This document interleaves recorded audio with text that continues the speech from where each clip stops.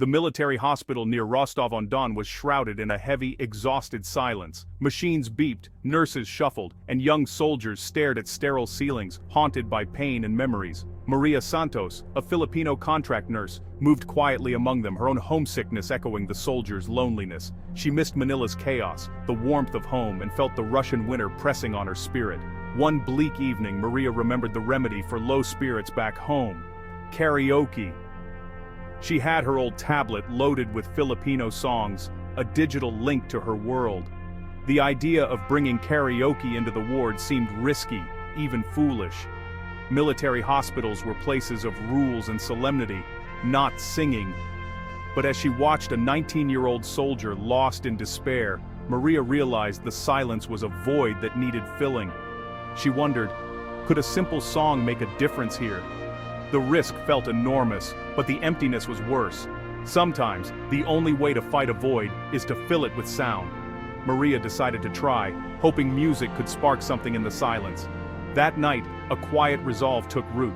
She would bring a piece of home to this cold, distant place. Maria's journey to Russia was born of necessity, not choice. As the eldest of 5 in Batangas, she left home to support her family, her father's fishing boat failing, her mother's health declining. The promise of a nurse's salary in Russia was a lifeline. She left Manila with a worn family photo. Each ruble sent home a small victory, but the cost was steep isolation, language barriers, and the emotional toll of caring for wounded soldiers. Maria saw their pain, physical and invisible, and felt a kinship in their longing for home. The trauma in their eyes mirrored her own loneliness. She realized their wounds went deeper than flesh. They were all far from what they loved. The decision to share her music was as much for herself as for them. It was an act of defiance against despair, a way to reclaim a sense of belonging. If she was to be an outsider, she would bring her world with her. The silence was suffocating. She had to break it.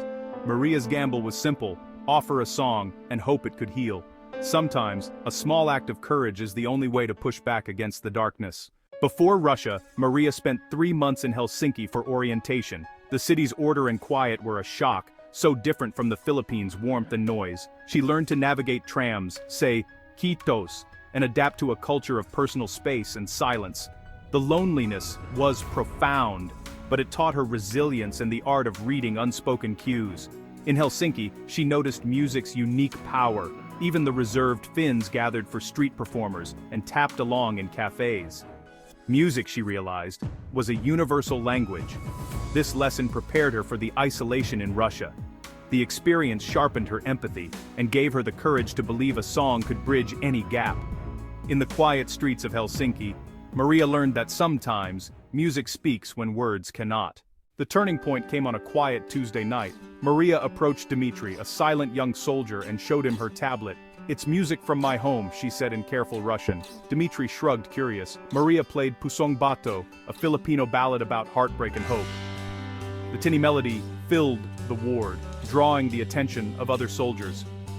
Maria sang softly in Tagalog. The words were foreign, but the emotion was clear. She offered Dmitry the lyrics in phonetic Russian. Hesitantly, he sang a few clumsy words. Sergei, another soldier, laughed, not in mockery, but in surprise, and joined in. The room shifted, the silence broke. For the first time in weeks, voices rose together in song. The music was imperfect, but it was alive.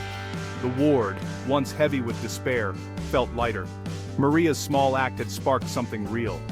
In that moment, a simple melody became a lifeline. That first night was just the beginning. The next evening, Dmitry asked for the song again, this time singing louder. Sergei joined in, and soon others hummed along. Maria brought her tablet nightly, introducing more Filipino karaoke staples. The soldiers didn't understand the words, but they felt the emotion. Karaoke became a nightly ritual, transforming the ward into a place of laughter and connection. Nurses and orderlies peeked in, drawn by the change. Even the stern head nurse, Olga, noticed faster recoveries and higher morale. The sessions became therapy. Soldiers shared stories, sang for victories and losses, and called Maria Masha. The tablet became a sacred object, passed from bed to bed. The music spread beyond the ward. Discharged soldiers shared the songs. Doctors talked about the singing nurse. The story traveled through whispers and messages, becoming a small legend. The music was the message, reaching far beyond Ward 7. What began as a simple act of kindness became a movement. The karaoke epidemic was unstoppable. In a place built for healing bodies, music began to heal souls.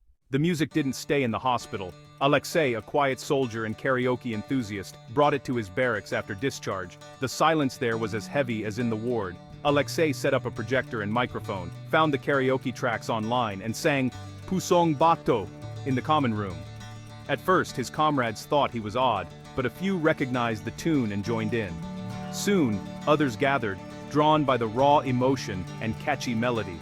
By night's end, a dozen men were shouting the chorus together. The movement spread. Soldiers shared song files, wrote out lyrics, and made karaoke part of their downtime. It became a way to blow off steam, mourn, celebrate, and connect. The revolution was bottom-up, driven by genuine need, not orders. The music escaped the hospital and found a new home in the barracks. It was a cultural virus, spreading through the ranks. The songs became unofficial anthems. What started as a hospital ritual became a force for unity among the troops. The Filipino karaoke revolution had truly begun. Every movement needs the right people to spread it. Maria was the maven, the expert who brought the music and knew which songs would resonate. Dmitry and Sergei were connectors, carrying the story and songs to new wards and friends. They hummed tunes in mess halls, shared lyrics, and bridged social gaps. Alexei was the salesman, persuading others with his passion and earnest performances. These roles worked in harmony. Maria provided the content, connectors spread it, salesmen convinced new groups. The military's constant movement of personnel created perfect pathways for the music to travel. It wasn't a coordinated campaign, but an organic process. Ordinary people became the agents of change. The karaoke revolution spread because it was genuine, sticky, and needed. In the hands of the right people, a simple idea became unstoppable. The structure of the military only helped it grow. Why did Filipino karaoke ballads stick? The melodies were simple and catchy, easy to learn, hard to forget. The emotions were universal: love, loss, longing, hope. Soldiers didn't need to understand Tagalog to feel the heartbreak in Pusong Bato. Karaoke's participatory format lowered barriers. Anyone could join, no talent required. The act of singing together transformed isolated individuals into a community. The music gave soldiers a language for feelings they couldn't express. All it took was a phone, a wall, and a willingness to sing. The songs stuck in their heads by day and brought them together by night. In a high-stress world, the music was a tool for healing and connection. A simple melody became a powerful force for unity. By spring 2025, the karaoke phenomenon was everywhere. What began with one nurse and one tablet became a subculture among Russian troops. Officers saw the benefits: better morale, fewer issues, stronger bonds. Psychologists praised it as an unconventional but effective therapy. The music didn't erase pain, but it gave soldiers a way to share and bear it together. For Maria, the experience was transformative. Her small act of kindness became a movement. She bridged worlds with a song, offering hope where there was none. The tipping point showed that small changes, in the right hands, can move mountains. A single nurse, a simple song, a shared moment. These sparked a revolution. The Filipino karaoke story proved the power of music to heal, connect, and unite. Sometimes, the most profound changes begin with a single, quiet note. Even in darkness, a melody can light the way.